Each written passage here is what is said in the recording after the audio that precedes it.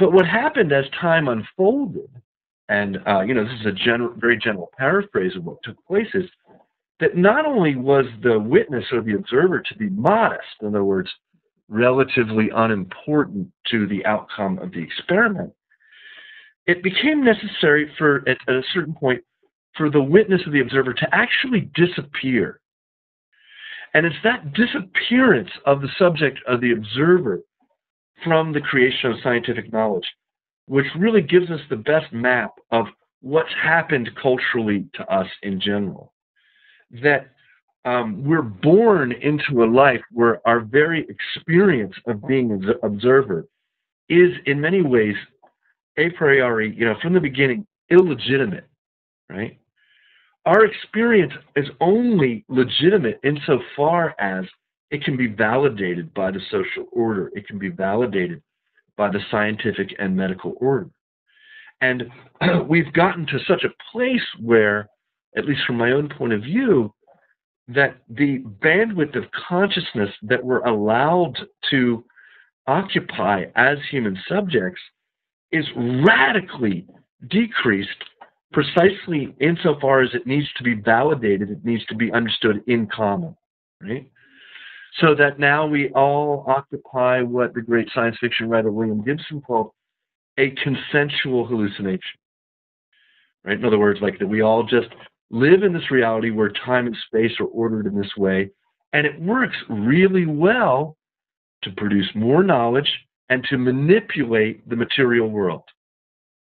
This has been some of the most powerful magic the world has ever seen, this magic involved in the manipulation of matter, right? So if you think about it, where do the time zones come from, right? Time zones in the United States come from the fact that trains started going across the country, and you needed to be able to synchronize the timing of the arrival and the departure of trains, even as, the sun was in a different position. So we create time and space coordination that is unrivaled in the history of the planet, right? The atomic clock that our phones all synchronize with every now and then is, the most accurate articulation of time and, by extension, space through the global positioning system that the world has ever seen. So nothing I'm saying about this atrophying of subjectivity and this inflation of objectivity should be understood as a kind of disavowal of science and the technology that we're using right now. There has, however, been a side effect. And the side effect has been that we've become so enthralled and amazed by our ability to manipulate matter and create new stuff, toasters and cups and computers and highways and bicycle seats and all of it, right? That we have forgotten for whom we are making any of this, that we're doing any of this. Like, what lays behind material experience, which is the experience of subjective reality, which cannot be reduced to material reality.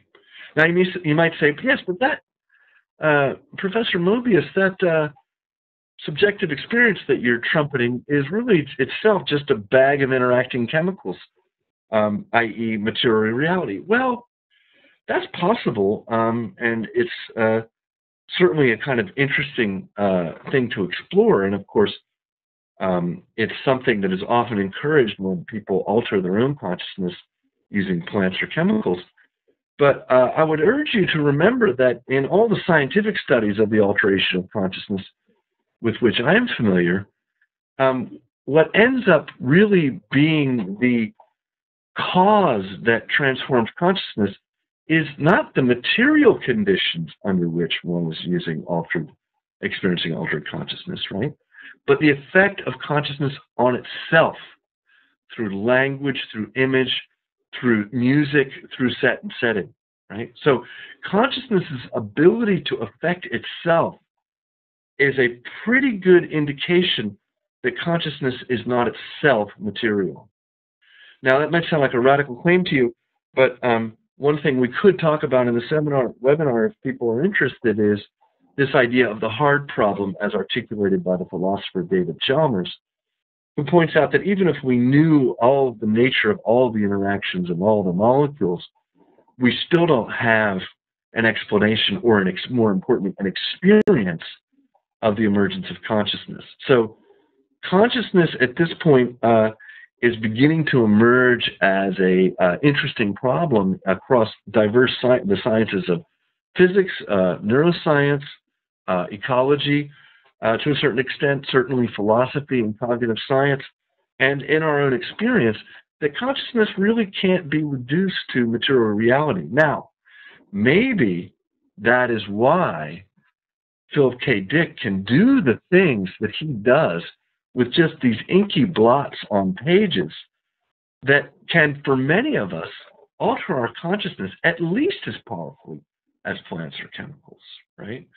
Because even though our relationship to our own subjective experience has atrophied in the wake of our being enthralled with objective reality, understandably so, that there's an enormous space of all possible thought and conscious experience in our brains that remains to be explored. And just because we've kind of forgotten and not focused our attention on the nature of our subjectivity for a long time, doesn't mean it's not still there as our birthright, as our, like, we are kind of cosmic hackers of consciousness who are at any moment capable of exploring the 100 trillion neuronal connections in our own noggins.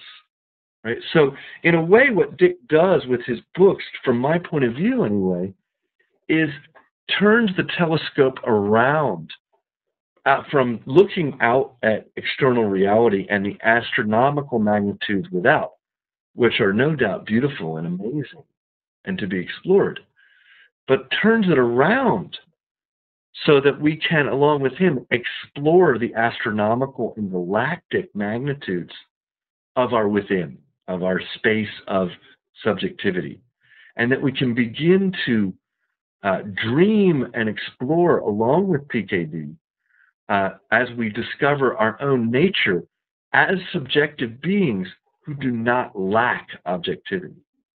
Now, when we do that, it's very interesting because when we take that attention that Herbert Simon talked about and we focus it not on the external world, but we turn it around and we look at our own consciousness with that attention. We observe our own consciousness just like we would observe a beautiful waterfall, or we would observe a bird on the wing, or we would observe, an insect fluttering through the sky, or we would observe anything whatsoever. We realize that we have that capacity to, in fact, observe our own consciousness. And if you read some of Dick's novels and then you begin to work through the exegesis, this is like incredible training for observing the operations of your own consciousness. So I'll give you an example. We can read a book, as we will next time, like Ubik, and we can notice that we start to experience the dissolution of the difference between the world that Ubik is portraying and the world that we are in. Right? We put the book down and we walk around, and we still observe a kind of Ubik reality. Right? And what we can then do is slow down and begin to observe how PKD has that effect on us. Right? And the how of how he has that effect on us is that he is operating on some of the most important software of our mind, which is the linguistic interface that we're using in our mind.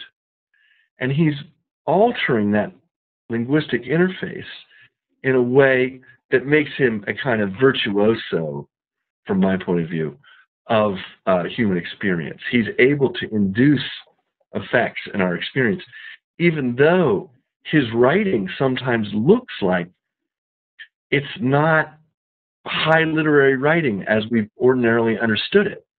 They're instead recipes for inducing changes in our own consciousness. And as we practice observing how that language does what it does, we become better and better at knowing our own consciousness, and we become more or less adepts at our own consciousness. that experience of starting to experience consciousness as at least as real as matter, and the experience of the enormous magnitudes that we have available to us for the experience of consciousness, which is at least, again, as extraordinarily large and real as matter, that's the experience of involution. And I've observed that experience in many, many students.